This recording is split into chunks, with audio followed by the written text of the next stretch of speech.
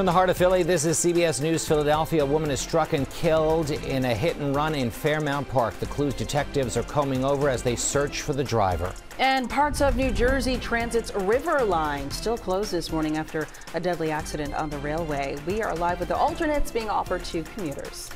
Grab the jackets or hoodies this morning. A drop in temperatures may have you shivering. Next to weather, Kate's tracking the coolest air so far this season and when we're in for a warm-up. Good morning, everyone. Welcome to the news at 7. Streaming on CBS News Philadelphia and on Philly 57. I'm Jim Donovan. And I'm Janelle Burrell. Welcome to this Tuesday morning. We're going to start with that brisk next weather forecast. Meteorologist Kate Bilo in our next weather sphere. What a difference 24 hours makes, Kate. Big difference. Temperatures right now, Janelle and Jim, are 20 degrees colder in many spots than they were at this time yesterday. But there is a little bit of good news, and that is that clouds have rolled in this morning. And you may be asking, well, why is that good news? And we talk about this a lot. Temperatures really drop on a clear, crisp, calm morning. You want not a lot of wind and you need a bright, clear sky. We have cloud cover, and that means temperatures did not drop quite as far as they might have if the clouds had stayed out for a little bit longer. You can see we're hanging in the low 40s in Coatesville. It's a cold morning, one of the coldest of the season, but it's not quite cold enough for frost. And because of that, the frost advisory has been canceled, which is some good news. Let's take a quick look at, again, temperatures outside right now. 46 in Philadelphia, 30s up in Allentown. In Lehighton, it's 35 degrees, so you may still see some frost up that way this morning, but the vast majority of us not waking up to much in the way of frost concerns out there. It is chilly. Grab the extra large coffee this morning as we start off the day, even with the cloud cover. 46 degrees, one of the coldest mornings, in fact, tied for Friday. We got down to 45 earlier, making it the coldest morning of the season, but it's going to get even colder. Today, with the cloud cover, we'll brighten up a little bit, but we stay only in the 50s for highs. 59 degrees by 2 o'clock. It feels colder with a cool breeze. The breeze, about 20-mile-an-hour gusts, not as blustery as yesterday, but enough that you'll feel it. And tonight will likely be even colder. I'll tell you just how cold and how long this stretch of fall chill will last coming up. Let's get your traffic this morning. Kim Hudson is in for Chandler. Hey, Kim. Hey, Kate. Thanks so much. We have yet another crash. This one is on the Roosevelt Expressway southbound. It's kind of hard to see from this camera, but it has been pushed off to the shoulder. So just be aware if you're taking the Roosevelt Expressway southbound, you do have that crash that is still on the shoulder while crews work to try to clear that all out. We do still have this crash here on the on-ramp to the Schuylkill from City Avenue for cars who are trying to get onto the Schuylkill. They are having to squeeze by that. So just be ready for that, and also be ready for all this volume westbound. And we still have this crash in Upper Merion Township. This is on Croton Road. It's affecting lanes both north and southbound at King of Prussia. So just be ready for that if you're traveling in Upper Merion. Jim? Thank you, Kim. Appreciate it. Detectives are searching for a driver who hit and killed a woman in Fairmount Park. Happened just before 2 this morning at the intersection of Diamond and Reservoir Drive. Investigators found a wheelchair nearby. They don't know if the woman was pushing it or perhaps she was in the wheelchair when the crash happened.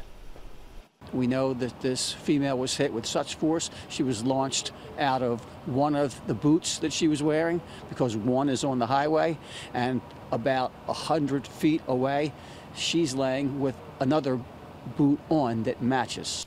Investigators hope that car parts left behind and footage from real-time crime cameras will lead them to the driver. Now to a section of the New Jersey River Line still shut down this morning after a deadly train crash that killed the train operator yesterday in Mansfield Township. Shutdown is having an impact on this morning's commute for those who rely on NJ Transit to get to work. CBS News Philadelphia's Rusty Mattea is live at the Florence River Station with more on what's closed and what's being offered to riders. Morning, Ross.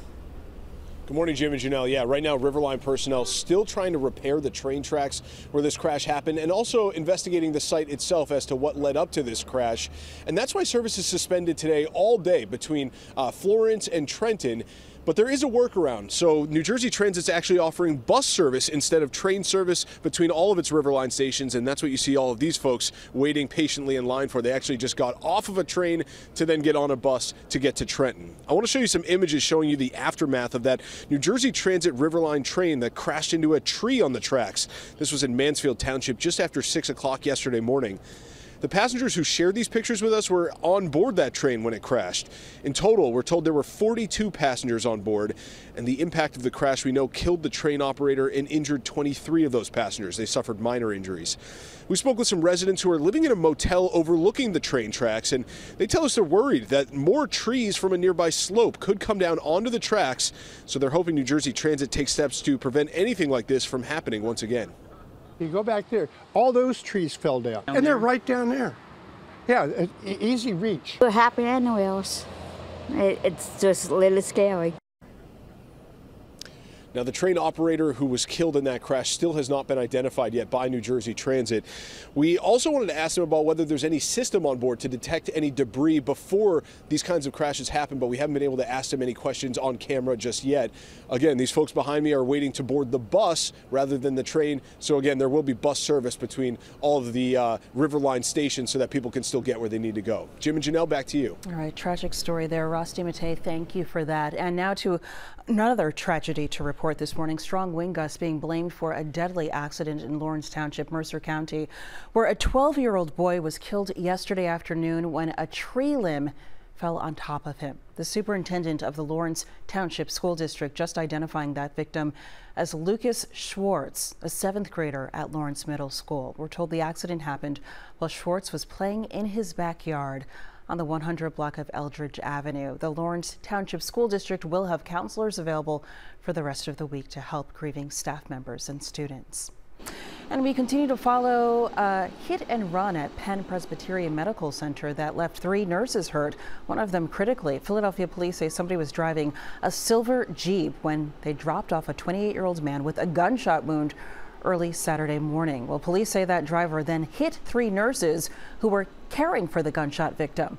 Maureen May, who is the president of the Pennsylvania Association of Staff Nurses and Allied Professionals, she says when nurses have to take care of one of their own, it can take a toll on them. We take care of everybody, but when it's one of our own, we begin to feel vulnerable. We also experience a higher level of moral distress and moral injury. We're caregivers. We should not have to experience the violence that is happening in hospitals and even outside of Presbyterian. That should not happen. Detectives describe the driver of the Jeep as a man in his 20s. They are searching for video to help with their investigation. If you live in New Jersey and are planning to vote in the November 5th election, today is the last day to register to vote. You can register in person at any local election office or online. If you're doing it by mail, it must be postmarked with today's date. You can check your voter registration status on our website, cbsphiladelphia.com. The registration deadline is quickly approaching for Pennsylvania voters as well. CBS News Philadelphia reporter Waukesha Bailey is on your corner in Mayfair with that important information as the city's 10th and final satellite election office opens later this morning. Good morning, Waukesha. Good morning, Jim. Can you believe it? We are only 3 weeks away from the presidential election. And as far as Pennsylvania voters, here are some important deadlines that you need to know. Voters can register in person at any local election office, online or by mail. The request to receive an absentee ballot must be made by October 29th.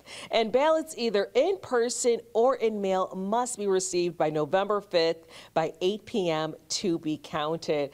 And back out here live, as you mentioned, Jim, we are in the 10th and final satellite election office location. Now, I did get the opportunity to speak with Chairman Omar Saber to find out how these locations are doing. Philadelphia wins when Philadelphia votes. We're going to get federal funding when Philadelphia votes at a certain turnout. The more we vote, the more we get. The road to the presidency comes through Philadelphia. So we want to increase our voter turnout so we can get better schools, better quality of life, so we can get more resources so that way we can do the things we need to do for Philadelphia.